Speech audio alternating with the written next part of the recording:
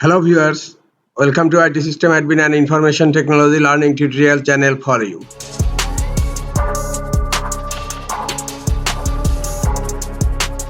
Today in this tutorial I am going to show you how to protect a MS Word document with password.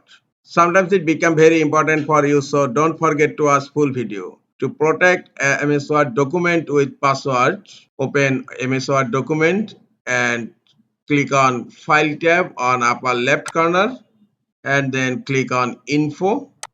Here you will find the first option, Protect Document. Click on Protect Document and here you will find Encrypt with Password. Click on Encrypt with Password. Now set the password and click on OK and re-enter password and then click on OK. Now the document is password protected. I'm going to close the document. Opening the document again.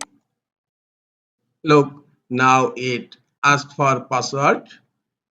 I'm giving the password and click on OK. This is the easiest way to set password on Microsoft Word document. This is all for today. Hope this tutorial is helpful for you. Keep watching for next tutorial. Thank you very much.